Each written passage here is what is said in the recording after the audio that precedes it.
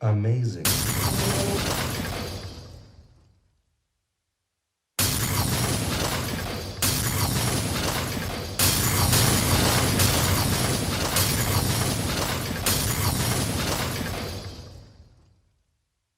Apologize for the proceeding for all who suffer from epilepsy. It is what it is. Anyway, welcome to episode 225 of the award-winning most must-see show to ever hit the Bedford TV airwaves, or any airwaves for that matter, north, south, east, west, backwards, frontwards, diagonally, sideways, any which way you look at it, all around the world, the Wrestling Connection. I am your host, your connection to the wrestling world, the pontiff, the pro wrestling populace, the bunny-eared one himself, your connection to the wrestling world, the perfect Ken, Mr. Ken Hill, delivering all the news to you in professional wrestling today. Alongside me, The consumer of wrestling knowledge, the prize fighter of the Wrestling Connection, the figurative and now literal, thanks to the 4th of July, breaker of Kens, the legacy of Dan Kaufman.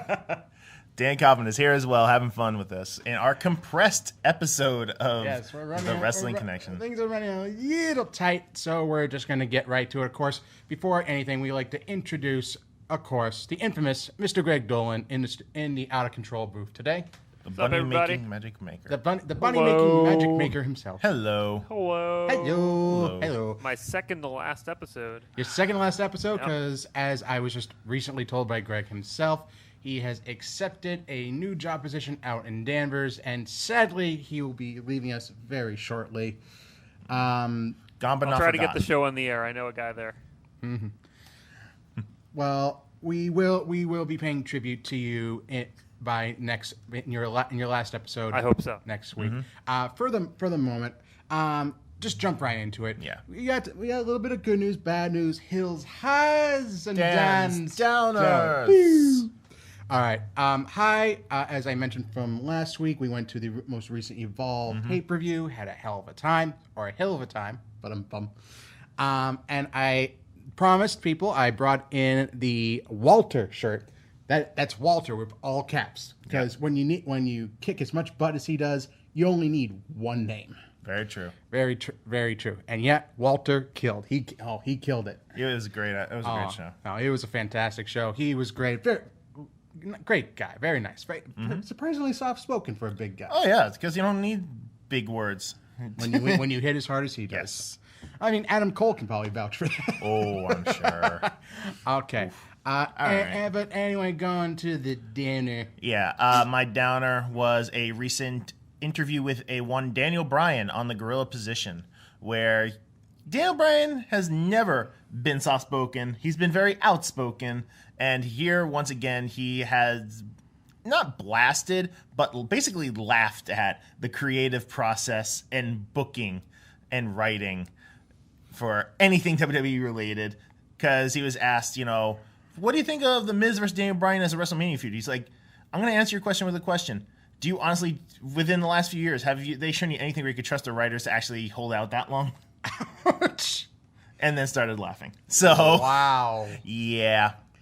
No. I mean, I saw the article you were talking about. Oh, he scorched them. Yes, he did. Like, Daniel knows his position. He knows that if they let him go, he can literally go anywhere and make money. New Japan, go back to Ring of Honor.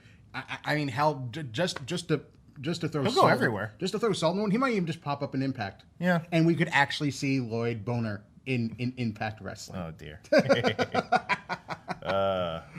Hey, Hey, when Daniel keeps a promise, he keeps a promise. True. All right. So, but anyway, it's not. I mean, it was a downer, but it got us in good Yeah. spirits. And you know what? It got us in good spirits for the second part of our two-part Extreme Rules showcase. the first thing we did was matches. Our picks for best Extreme Rules matches. Well, matches that Memorable. not necessarily are the best, Yeah. but ones that we like to watch, ones Yes. that appeal to us over and replayability. That's a good way Ones- of putting it. I mean, like the TLC matches, 3 Stages of Hell matches. Just straight up hardcore matches. Oh, yeah. I mean, even just pure street fights. Yes. I mean, we love them. Yes. But now these, we went in a little different direction for this one. Now you see, with this one, we had we basically, when we think of extreme moments, not necessarily just like moments like during a match where someone gets busted open or gets hit with a chair. Okay, I mean, yeah, there is plenty of that, but the question is, okay, what were the long-term ramifications of that moment? How did it affect fans? How did it affect fellow wrestlers or prospective wrestlers? Or even how it changed the industry. How it changed the genre of the Yes. industry of professional wrestling. That's what we're keyed in on today with these extreme moments. And I'll kick off with mine. I think that, I mean, speaking of genre shifting moments, I think there's not much bigger than WrestleMania 13, Stone Cold Steve Austin versus Bret the Hitman Hart. Right there. And you look at it. You look at Austin. He's passed out in the sharpshooter in a pool of his own blood. It was a hardcore bout between the two, which saw Austin busted open. You see Ken Shamrock there as special referee, overseeing the proceedings, letting things go, just letting these two just go at each other. And then it comes down to Hart having Austin, the sharpshooter, for an unbelievably torturous amount of time, to the point where Stone Cold, rather than submit, passed out again in a pool of his own blood.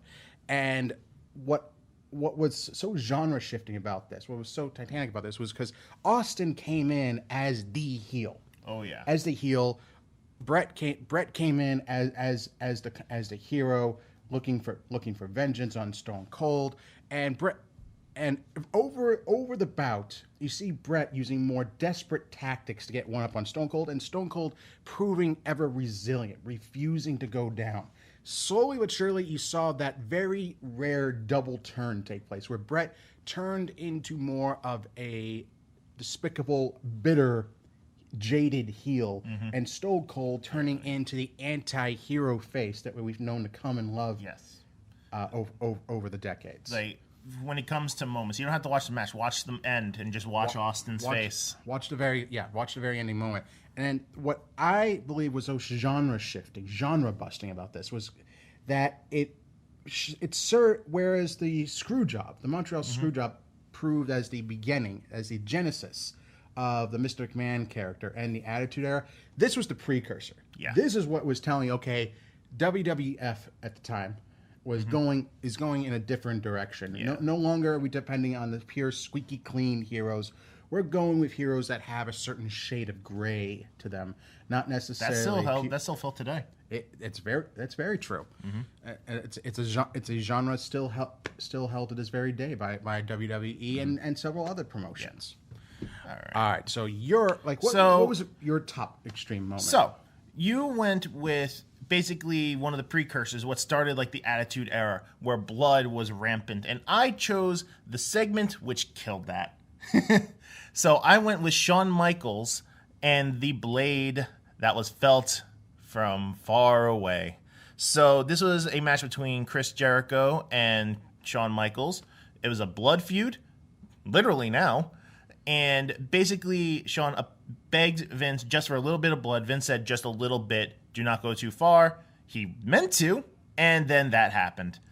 So basically, it was a mistime with the blade. Michaels got severely busted open. Like Shawn Michaels loved how it came out, but Vince did not. Vince put the kibosh on intentional blading after this point. Exactly. And that's what's led us to this day and age. And this is why people are like, well, bring us back to the Attitude Era. We like all the blading. It's like, now, to be perfectly honest, now when someone gets bloody, it's more impactful. Exactly. It's more legit. Yeah, as opposed to like Ric Flair, who bleeds every single time he wrestles. Like you could find dozens of hospitals with just you could fill dozens of hospitals with the blood that Flair has bled over the years. That's how ridiculous it is. Yeah. So that now we get into when it's bladed, or not bladed, but when you get bloody, it has more of an impact in me. Exactly. It means that much more.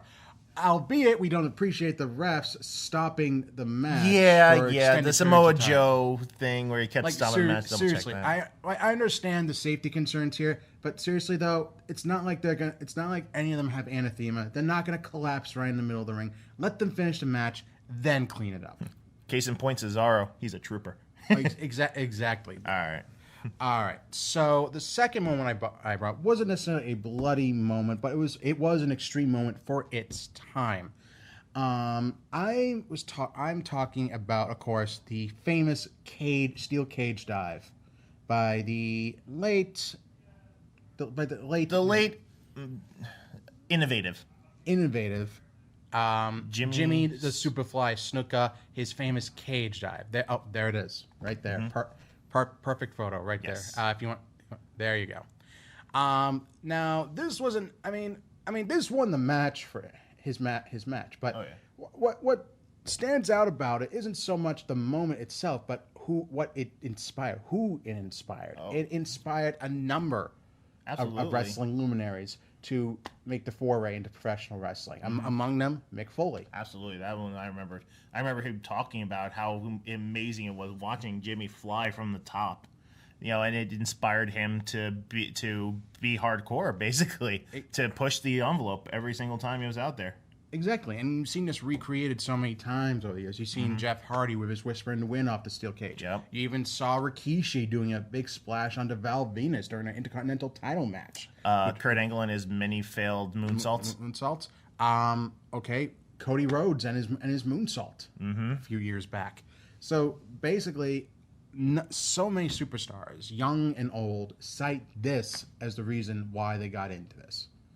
And if there's one thing you can thank Superfly for is inspiring a number of generations after him for getting into the business. Absolutely. He is not forgotten. There are some things we wish he could, but in terms of his legacy and what he brought to the business. All right. So speaking of Foley, speaking of people with Foley's fall. I think it would be. Well, considering that we use this as part of our intro for the first couple of years, I think it would be an insult if we didn't bring some attention to this. Absolutely. First off, this is the second ever Hell in a Cell match, and this is the one. And despite the fact that the first one was better wrestled, this is the one that's always remembered. This is the one that's always talked about. Mm-hmm. It cemented Foley as a legend. It cemented The Undertaker as a monster inside Hell in a Cell and out. And it also made sure that he secured the roof of the Hell in a Cell from this point on. You look at the damage Foley took. Mm-hmm. Broken bones, lost tooth. One of his teeth. To this, I always hear about the story. Ended up lodged in his nose. Yes, it was, and that happened when he got choke slammed through the cage to the. And at this point, he no longer remembered anything from the match after. Exactly. Vince. Everyone thought. Everyone backstage legitimately thought. Even Undertaker himself thought he died. Basically, thought he had died, and somehow he survived all this. So, the fall of Foley, the rise of his legacy. I think that sums it up. Yeah, I think that sums up better than most. Mm-hmm. This next one, I think it was a very extreme moment, very controversial moment. Yeah. But it also signaled the fact that it kind of turned the tide in terms of having big names in one certain promotion. True. Just imagine, if you will, hypotheticals. What if Kurt Angle had been in the original ECW? It's not so far-fetched because that's where he originally was going at one point. Mm-hmm. Okay? There it was. Kurt, what happened? Would we have seen the goofy Kurt Angle? Would we have seen the Wrestling Machine come early, circa 97, circa 98, instead of circa 05 and 06. We nearly saw that. Here we have Kurt Angle making his foray into the original ECW, being interviewed by Styles. But then later on in the evening, we had the infamous crucifixion angle. Yeah. Now, I've looked up a little bit on this, so feel free to fill in any of the pieces I might have missed here. All right, we had a feud. We had another blood feud going on between Raven and Sandman, where Raven had more or less indoctrinated Sandman's own family, his wife and his son, into joining his quote-unquote flock. Yeah. Sandman was intent on getting revenge on Raven, only to be jumped at one point by Raven's flock, tied to a barbed wire cross, and left hanging much in the same position as our Lord and Savior Jesus Christ. And Angle was in the audience watching this, and he said to himself, and to eventually to Paul, that's too far. That's too far, and I don't want to be a part of this. Raven wasn't even offended. Raven was a devout Christian, and he, in real life, he wasn't even offended by this.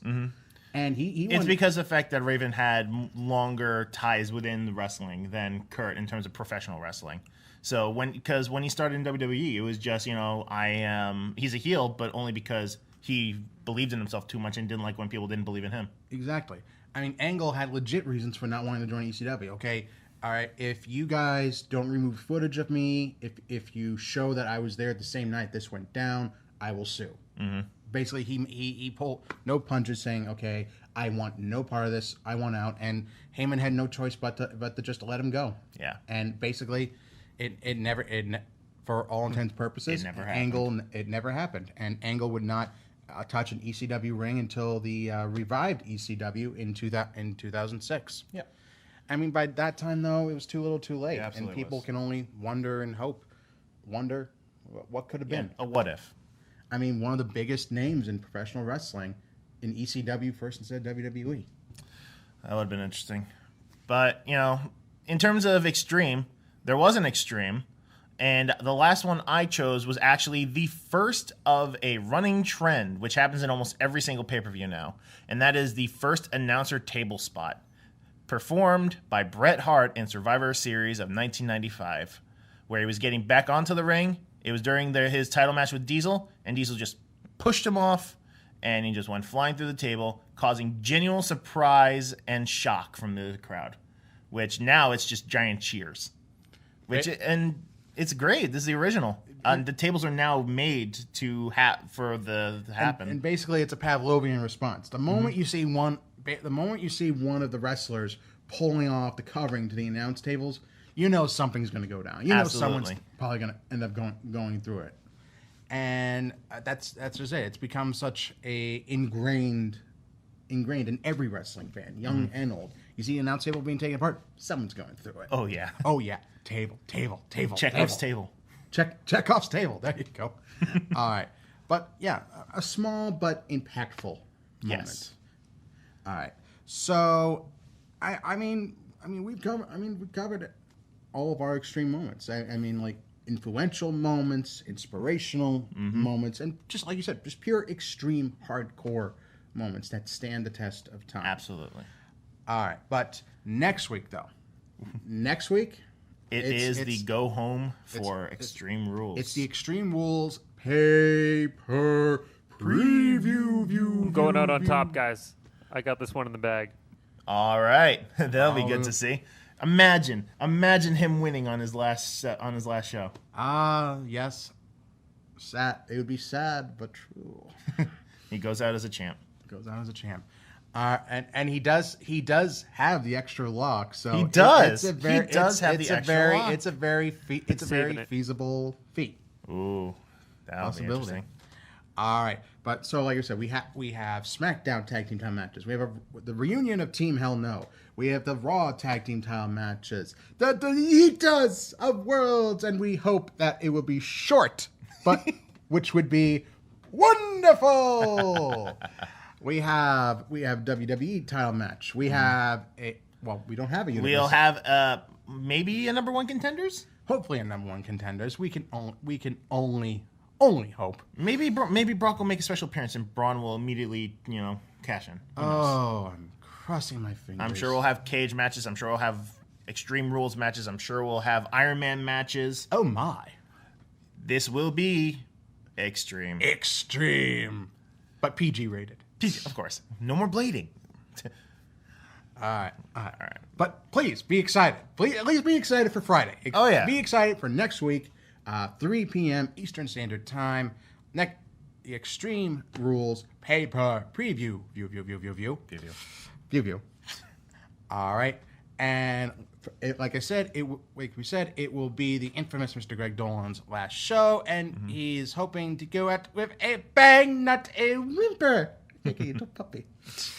So thank you for joining us on our compressed episode of the Wrestling Connection. And be sure to check us out on all of our social media pages, Facebook, YouTube, Twitter. Check us out on our website, thewrestlingconnection.com, for all the most recent episodes, and check out all the features of the website. And remember, as always, we hope you enjoyed your happy 4th. I hope you enjoyed the fireworks. But have a safe and happy weekend. And remember, as always, to be connected. Get connected. Stay connected. Play us off, Kermit. Heard it too many times to ignore it. It's some things that I'm supposed to be. Someday we'll find it. The Wrestling Connection. The lovers, the dreamers, and me.